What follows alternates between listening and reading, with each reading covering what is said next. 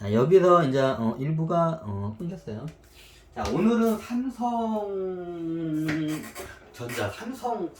삼성전자, 삼성, 그리고 어떻게 보면 CJ도 다 있고, 뭐, 신세계도 있고, 다 어차피 그쪽 가문 사람들이 다 연결이 돼요. 이병철 회장의 삼성을 읽어내고 이제 적었는데, 이게 뭐, 우리가 알고 있듯이, 뭐, 이건희 회장님이 이어받은 삼성전자부터 해가지고 이제 삼성 계열사. 그리고 이제 이 CJ 원래 이제 이병철 회장님의 장남인 CJ, 이게 이제 나중에 뭐 CJ, CGV 엔터테인먼트 뭐 여러 가지로 이렇게 나오죠. CJ 제일 대단으로도 저는데 CJ. 그리고 세 번째가 이제 저기 뭐냐 신세계가 저기 따님이었던 걸로 알고 있어요. 이게 제가 좀 이름을 잘 기억이 못해요. 다 알죠. 알만한 분들은 주식이나 이런 우리나라 이게 정치 경제에 대해서 잘 희박한 분들 이미 잘 알아요. 오늘이 지금 29일 마지막 장 지금 끝났는데 삼성전자 주식이 52,800원에 딱 장이 마감됐네요. 자, 삼성에 대해서 삼성과 이병철 회장 이장님에 대해서 한번 들었던 대한민국 작전주의 역사는 이병철 회장으로부터 나왔어요. 대한민국의 주가 조작의 그 시조가 몇 명이 있는데 구체적으로 이게 한 게 대한민국의 작전하고 주가 조작의 그 시조가 딱 세 명이 있어요. 세 부류. 첫 번째가 누구냐? 명동 큰손. 명동 큰손들이 이게 돈이 원체 많고 정보나 이런 이게 글로벌 이게 지하 경제를 움직이는 힘이 많기 때문에 주가를 움직여요. 명동 사람들이. 이게 명동 사람들끼리 그 모임들이 있어요. 이게 명동이라 해서 명동 사채업자 다 들어갔는데 명동의 그 탑클래스의 그 몇 명이 있어요. 이게 실질적으로 이 양반들이 대한민국뿐 아니라 동아시아 시장은 기본적으로 움직이고 전 세계까지 움직여요. 우리나라의 주가 조작 역사에서 빼놓을 수 없는 그 축이 있어요. 먼저 명동 큰손이라고 하겠습니다. 그리고 두 번째 이병철 회장, 제일 이제 영향력이 큰 모든 우리나라의 주가 조작 기술이나 이런 그런 작전주 얘네들이 쓰는 게 다 모티가 된 게 삼성의 정주영 회장으로부터 해가지고 그 방법이 다 나온 거예요. 이거는 제가 이제 디테일한 거 바로 강의 들어가겠습니다. 세 번째 축이 있어요. 세 번째 축이 누구냐? 축이라 근데 한 사람이에요. 굉장히 우리나라의 주가 조작가 이건 다 좀 연세인 분들은 다 알아요. 그 이름이 장영자 맞나? 예전에 노태우 정권 때인가 노태우 정권 때 이게 이쪽 무슨 관계였던 것 같아. 잘 기억이 안 나는데 이게 좀 제가 잘 까먹어가지고 근데 장영자분 맞나? 맞을 거예요. 장영자분. 뭐 제주도에 거의 땅 반절이 예전에 장영자 이 양반 땅이라고 했는데 지금 거의 알거지가 됐어요. 저번에 지금 다큐멘터리가 한 몇 년 전에 나왔어요. 장영자 이 양반이 감옥에서 나왔는데 지금 호텔 거지라고 해가지고 호텔에서 한 1년치 숙박비가 밀려가지고 그것도 스위트룸 최고 VIP로 거기에서 쓰고 있는데 거기서 했는데 거기서 거지가 된 거예요. 그때 그거 보고 예전 장영자라면 그 당시에 어마어마한 부를 이뤘어요. 그 당시에 정주영 회장하고 그 당시에 뭐 이병철 회장님 합친 것보다도 더 부자였던 걸로 알고 있어요. 알만한 사람 다 아니까. 그 당시에. 그 양반이 어떻게 했냐, 주가 조작으로 해서 돈을 겁나게 벌어요. 장영자 양반이. 1980년대인가 맞나? 되게 잘 기억이 안 나네. 간단해요. 그 당시에 진짜 이게 무식했어요. 1980년대나 이게 노태우 정권 때였나 이게 80년대. 그리고 나중에 이 양반이 노태우 정권 때 이게 던가 하여튼 그때 저거 나중에 이제 정권이 끈이 다니까 나중에 감옥 몇 번 들어가서 그 짓 하다가 주가 조작을 하다가 장영자 이 양반이 주가 조작을 해가지고 어마어마한 부를 이뤄요. 나중에 이런 말도 있었어요. 제주도 땅을 밟는데 장영자의 땅을 밟지 못하면 제주도를 지나갈 수 없다, 걸을 수가 없다 이런 말이 있을 정도였으니까. 그리고 실질적으로 근데 나중에 몇 년 전인가 다큐멘터리 하는데 감옥에서 나왔는데 아예 거지가 된 거야. 왜 거지가 됐냐? 이제 그런 경우가 많아요. 이게 대통령이나 권력자들이 이게 나중에 나오고 저기 권력 있을 때는 이게 많이 해먹고 나중에 거지가 되는 경우가 많아요. 권력자들이 똑같아요. 장영자도 자기 앞으로 재산이 있으면 그 나중에 국가나 저기 그 어떻게 보면 정적이죠. 정적이나 이런 저기 이로부터 그걸 저기 추적이 들어와서 그 재산을 다 뺏어가요. 감옥에 보내고. 장영재가 좀 대표적인 사람인데 그러면 어떻게 되냐? 내 앞으로나 내 자식이나 내 저기 내 지인들한테 그걸 갖다가 내 주변 사람한테 그걸 저기 그 재산을 넣어놓으면 나중에 다 뺏겨. 그 안 뺏기게 어떻게 했냐?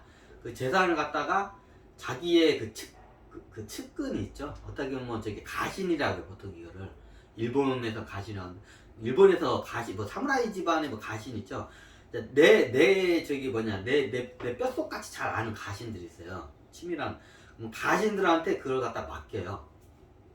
왜 가신들은 이제 이게 연관관계가 이거 밝혀지지 않으니까. 그럼 가신들이 나중에 이게 어떻게 되냐? 이제 눈앞에 장사 없다고 이제 저기 자기의 이제 주군을 배신을 때려요. 그럼 어떻게 되냐? 가신들한테 맡겼던 그 천문학적 돈을 갖다가 어떻게 하냐? 먹튀해요. 내가 알기로는 저기 그 옛날 대우에 저기 뭐 김우중 회장도 다 가신들 앞에다 해놨다가 왜 자식들 앞에다 못 해놔? 왜 나중에 그거 다 저기 그 정권 그 저기 하면 다 이게 다 뺏기니까 가신들 앞에다 다 해놨다가 가신들이 다 먹튀를 했어요. 이런 경우가 허다해요. 역사적으로 허다해요. 지금뿐만 예전부터 몇천 년 전부터 그랬어. 이게 자기 가신들한테 그걸 맡겼다가 가신들이 나중에 눈깔이 돌아가. 천문학적인 돈을 보고 그러면 먹튀를 해버려요, 얘네들이. 장영자 이 양반도 예전에 저기 호텔 거지가 됐어요. 땡전 한 푼 없어, 돈이. 이제 저기 자기 앞으로 하고 다 가신들 명의로 앞으로 다 재산을 이렇게 돌려놨기 때문에. 근데 가신들이 다 먹튀를 했어. 단 한 명도 그래가지고 나중에 장영자 가신들 이제 깜빡 나오자마자 가신들 잡으러 이제 저기 돌아다니는데 잡히나 그리고 땡전 한 푼도 없어가지고 이게 하지도 못해. 이게 장영자가 옛날 그런 거 아니야. 장영자가 예전에 우리나라 저기 쉽게 말하면 지금의 이건희 회장하고 이게 삼성 3대 기업의 저기 그 총수가 가문에 저기 가문의 그 재산을 합친 것보다 훨씬 더 많았어요. 이거 알만한 사람은 다 알아요, 그게. 훨씬 더 많았어요, 이게. 우리나라의 3대 재벌 총수가 가문의 재산을 합친 것보다도 장영자 이 양반의 재산이 훨씬 더 많았어요. 근데 그걸 다 어떻게 해야 지금 빵빵 갖다 나오니까 다 알그지가 됐어. 왜? 이게 정력들로부터 이걸 갖다가 돈을 안 뺏기기 위해서 그걸 다 가신들한테 맡겼는데 가신들이 다 먹튀를 해버린 거야. 그래서 호텔 거지가 돼가지고 호텔 1년치 숙박비도 못 내가지고 막 잘 찾아보시면 예전에 KBS인가 MBC에 그게 다큐멘터리가 한번 나왔었어요. 이게 우리나라에서 이게 3대 딱 이게 주가 조작과 작전주 주가 조작의 그 원조를 찾으려면 이 3대 축을 좀 알아야 돼요. 그냥 명동 큰손에서 다 그 큰손이 아니라 다 클래스가 있어요. 그 로얄층들이 있어요. 이 로얄층들이 지금도 움직이고 있어요. 전 세계로 실질적으로. 전 세계 경제와 주가도 움직여요. 실질적으로.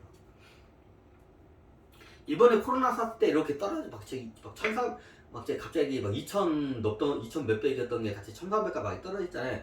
그때 받아낸 게 누구냐? 명동 저희 큰 손들이에요, 다 그게.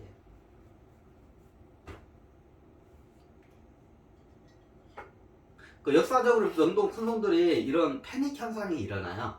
패닉 현상이 일어날 때 이게 딱 그걸 막아낸 그 차트를 보면 그런 경우가 많아요. 다 명동 그 로얄층 그 큰 손들이 다 막아낸 거예요. 이거를 갖다가 어떻게 씨발 주가 조작한 게 아니라 떨어져요. 이제 주가에서도 그거 가지고 조작하면 가만히 안 있지. 금융감독원하고 뭐 얘네들이 다 이게 눈뜬 장님이 아니거든. 그러면 어떻게 되냐? 옛날에 군부 정권 시대부터 보면 주가가 막 패닉 현상으로 막 떨어질 때 있어요. 그때 다 그걸 갖다가 이게 밑에 바닥에서 그걸 다 잡아내는 게 누구냐? 명동 큰 손들이에요. 명동 큰 손들이 다 잡아내요. 원래 개인 투자자들은 기관 투자도 패닉 상태로 해가지고 막 던져. 너도 던지고 나도 던져. 주가가 막 떨어지니까. 그러면 이게 그때 어떻게 되냐? 이제 이게 굉장히 이제 저평가 기조에 엄청난 이제 저평가 기조에 들어가요. 그럼 명동 그때 이제 큰 손들이 이제 타이밍가 그때 들어와요. 근데 대량의 금액을 못 들어와요. 뭐 어떻게 되냐? 다 이게 청와대하고 이게 다 연결이 다 이게 있어. 청와대하고 다 딜을 해요. 지금 청와대에서 코를 불러요. 보통 이게 사람들이 잘 부르는데 우리나라 역대 한 이렇게 십몇 년 주기로 한 번씩 10년 약 10몇 년 주기로 한 번씩 큰 대폭락장이 와요. 그럼 대폭락장을 갖다가 딱 그걸 막아내는 게 있어요. 그걸 이제 그거 갖다가 떨어지는 칼날을 받아내는 그 축이 누냐 그걸 다 명동 큰손들이 받아낸 거예요. 얘 군부정 이게 다 옛날 군부정권 시절부터 다 그랬어요. 그러면 군부정권 시절부터 그게 있던 때예요. 그러면 예전에 저기 석유파동 때도 그렇죠. 오일쇼크 했을 때도 그때 다 주가가 막 저기 다 저기 파타이 나가지고 막 저기 수직으로 막 떨어질 때가 있어. 어느 순간에 그걸 다 저기 그게 딱 멈춰.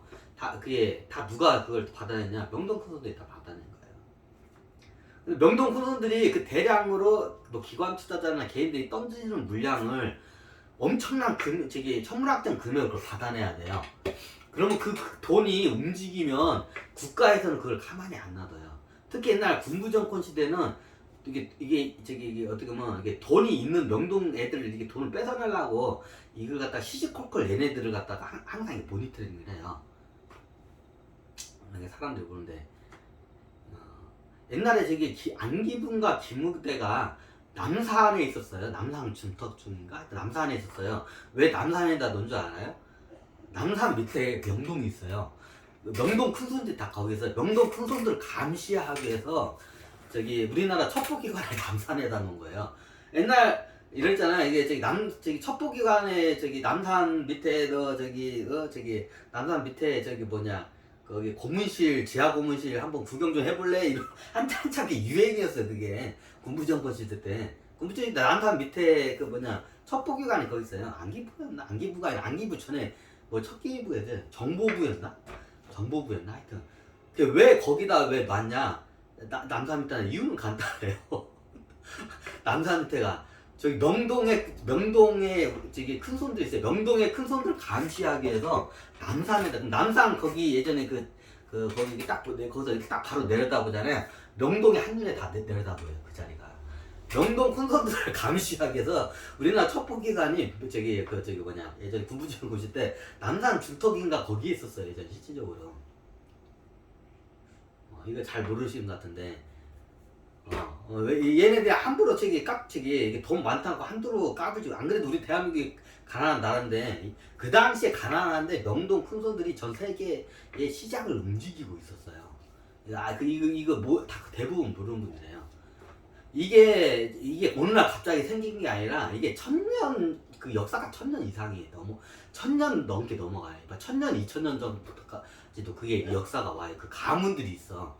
1000년 2000년 전부터 그런 저기 세계를 갖다 주름잡는 가문들이 있어.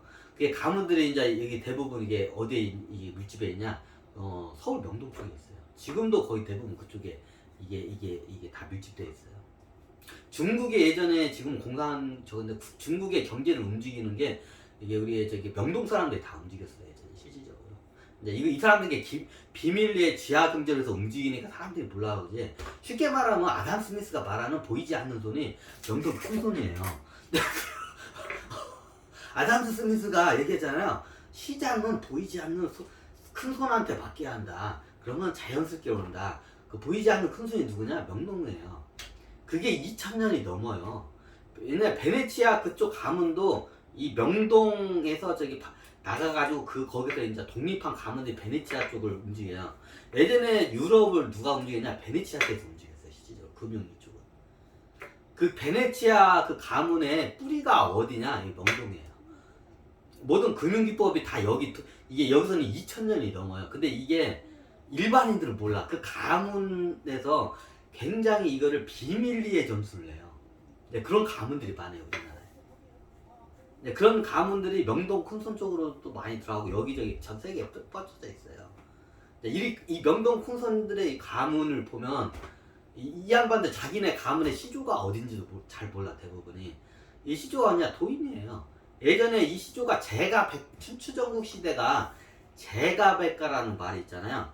제가백가시다. 제 나라 할 때 가는 이게 여기 진짜 이게 명동 큰손 얘기하다가 굉장히 역사까지 이게 2000년 춘추전국 시대까지도 춘추전국 그때까지도 가야 돼. 그때부터 이미 이게 저기 내려와요. 제가백가라는 말이 있죠. 제가백가가 나중에 명동 큰손으로 지금은 이제 내려온 거예요. 그게. 여러 형태로 변하다가 명동 큰손으로 변하고 이제 다른 쪽으로 넘어가고 이제 전 세계로 이제 이게 흩어지고 저건데 그 뿌리가 저기 명동 큰손에 그 로얄 가문들이 있어요. 그게 이렇게 1000년, 2000년 막 2000년 이상 그 내려오는 가문들이 있어.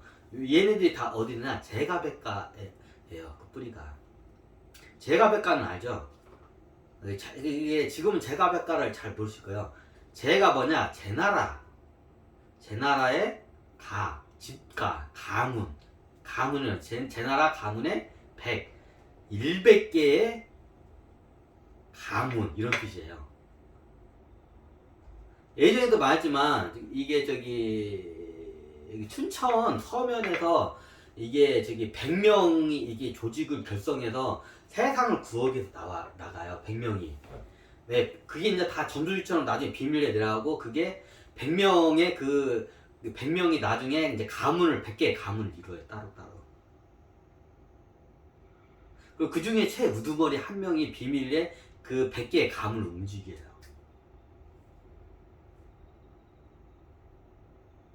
그래서 이제 세상을 움직였어요. 그 가문이 유럽까지 넘어가고 이게 전 세계 다 이제 뻗쳐져 있습니다.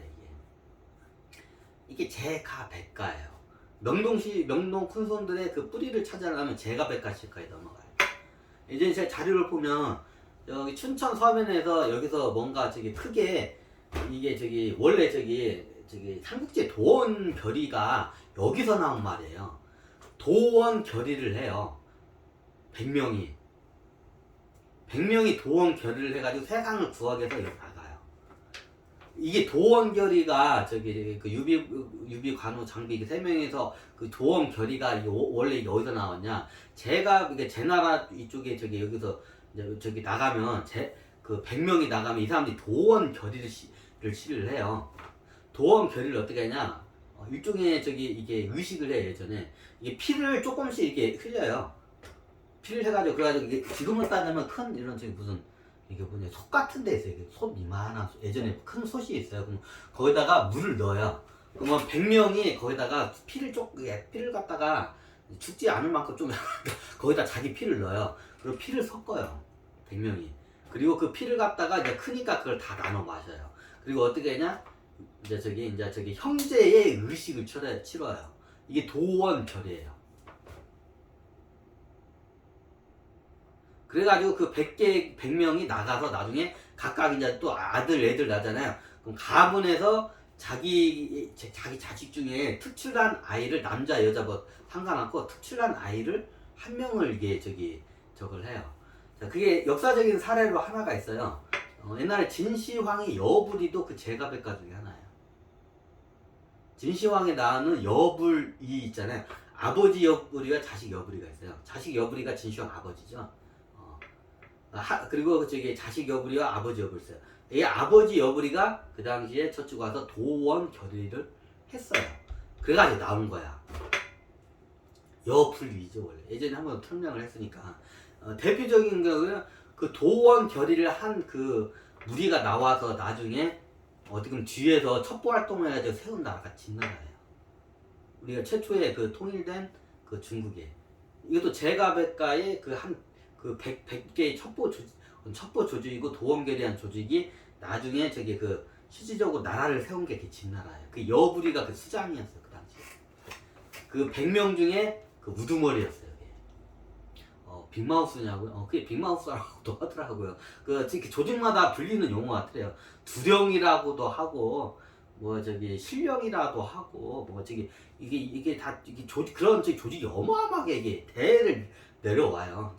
그 대를 내려온 게 그 일부분이 그 명동 그 큰손이에요. 큰손 그 가문이에요. 이쪽 가문은 막 1000년, 2000년에 그 데이터가 있어. 책을 편찬을 해요. 자기 가문의 책들, 비기를 편찬을 따로 해요. 그리고 그 책을 갖다가 절대로 외부로 안 돌려요. 그리고 절대로 이쪽 가문에서는 그걸 갖다가 자식이 예를 들어서 한 6명이 있다고 가정하잖아요. 자기를 갖다가 이게 그 뜻을 전수를 해줄 자식 한 명한테만 그거를 알려주고 나머지 자식들한테는 절대로 그거를 갖다가 안 알려줘요. 이쪽 가문의 특징이에요. 그래서 맥이 좀 가끔가다 끊기기도 하는데 이제 이게 책이 있고 이제 이걸 다 뒤에 이제 그에 대한 이제 장치를 다 해놓죠. 하기는 하여튼 그래요. 이게 좀 약간 옆으로 많이 샜는데 이게 명동 큰손과 우리나라의 주가 조작을 이게 주가 조작을 알려면 명동 큰손 그리고 두 번째가 이병철 회장 그리고 장영자는 뭐 주가 조작 어떻게 했는지 제가 뭐 안 해도 다큐멘터리나 자료가 겁나 많아요. 저보다 더 제 강의한 것보다 더 잘 나오니까 그걸 보시면 돼요. 그러면 이 두 개 중에 이게 명동 큰손과 이병철 회장이 있어요. 우리나라의 대한민국의 주가 조작. 근데 명동 큰손에 대해서 설명을 하려면 요거는 진짜 날을 새도록 막 며칠을 한 달도 안 되는데 얘기해도 끝이 안 나. 그래서 요거는 좀 약간 하고 그냥 이번 시간은 원래 이병철 회장과 우리나라의 대한민국의 작전 세력과 그리고 주가 조작에 대해서 이게 설명을 하게 돼서 요 자료가 어떻게 어디서 나왔는지 이걸 한번 제가 좀 소명을 좀 해야 할 것 같아가지고 미리 한번 그 전에 이게 강의를 한번 해요. 이 강을 여기서 잠깐 좀 마치고 마무리를 하고 잠시만요.